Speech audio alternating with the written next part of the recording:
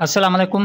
जीए सिंध ही वीडियो ख़ासि तौर ते क़ौम जे उन मसइले ते ठाही आहे जंहिं मां असांजे समाज जा सभु मसइला फुटी साम्हूं अचनि था, यानी ग़ुलामी। अॼु इन मौज़ू ते गौर फ़िक्र कंदासीं त आख़िर इन ग़ुलामी जो सबबु कहिड़ो आहे ऐं इन मां निजात हासिल कीअं करे सघिजे थी।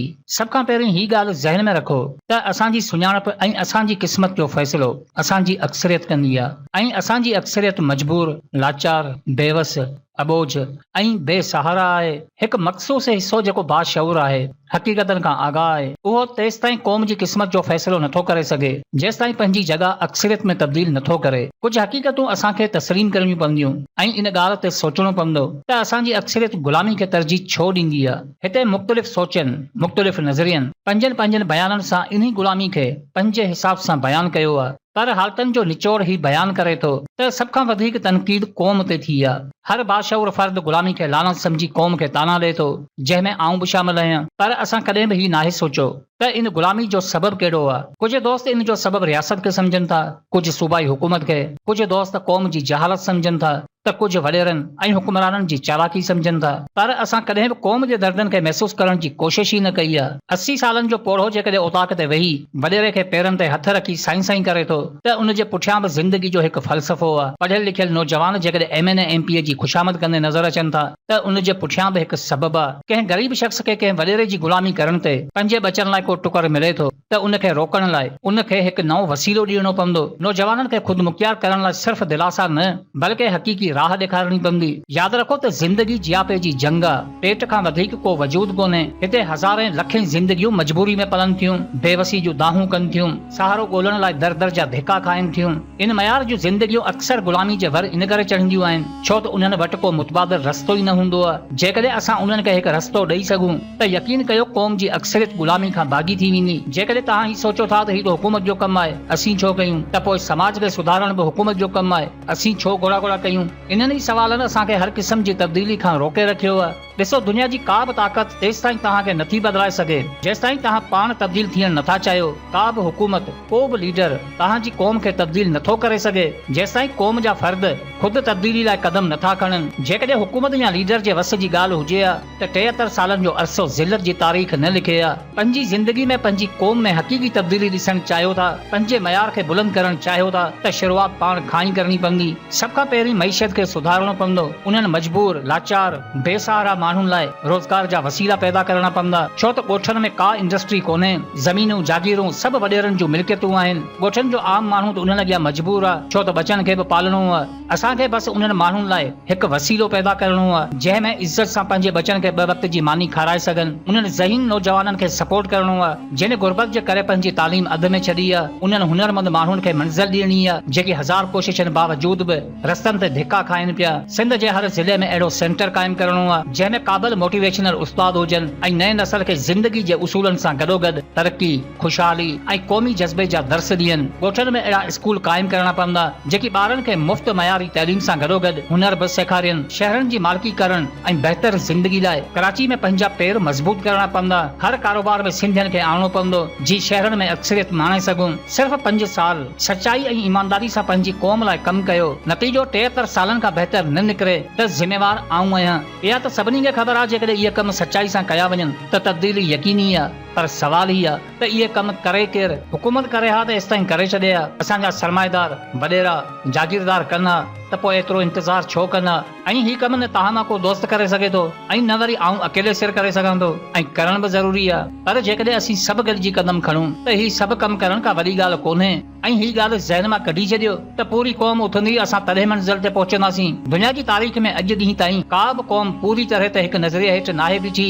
हर क़ौम में हिकु मख़सूस हिसो उथंदो आहे, पंहिंजी कोशिश पंहिंजे जज़्बे सां अक्सरियत माणे पंहिंजा मक़सद हासिल कंदो आहे। मिसाल तौर मिस्टर सिंधी पेज में हिन वक़्तु 1 लख खां वधीक फॉलोवर आहिनि। ॿियनि खे छॾियो, इन्हनि मां सिर्फ़ 10,000 अहिड़ा दोस्त अॻियां अचनि जेकी बाशऊर हुजनि, कारोबारी ज़हन रखंदा हुजनि ऐं क़ौमी जज़्बे सां गॾोगॾु क़ौम जे दर्दनि खे महसूस कंदा हुजनि। उहे 10,000 दोस्त जेकॾहिं सिर्फ़ 5 सालनि ताईं सचाई ऐं ईमानदारी सां क़ौम लाइ कमु कनि त यकीन कयो क़ौम जी क़िस्मत बदिलाए सघनि था। 10,000 दोस्तनि मां हर दोस्त महीने में सिर्फ़ 1,000 रुपया जमे करे त 1 महीने में 1 करोड़ जी रक़म ठहे थी। जेकॾहिं तरीक़े सां उन्ही पैसे खे मईशत जे सुधारे लाइ सीड़प कयो वञे, जीअं ॻोठनि में रोज़गार जे वसीलनि सां गॾोगॾु बदिले में असांखे एतिरो मुनाफ़ो मिले जो उन मां सिंध जे सभु ॻोठनि में स्कूल खोले मयारी तालीम ॾेई सघूं, ज़हीन शागिर्दनि खे आला तालीम ॾियारे सघूं। अहिड़ी तरह सिंध में हज़ारे क्रिकेटर्स आहिनि जेकी क़ाबिल हूंदे बि धिका खाइनि पिया, छो त असां वटि क्रिकेट जो मयारी कोन्हे। मयार इन करे कोन्हे छो त पैसो नथो लॻे। ॾिसो, कंहिं बि शोबे खे तरक़ी वठाइण लाइ मथां खां पैसे खे हेठि लाहिण ज़रूरी हूंदो आहे।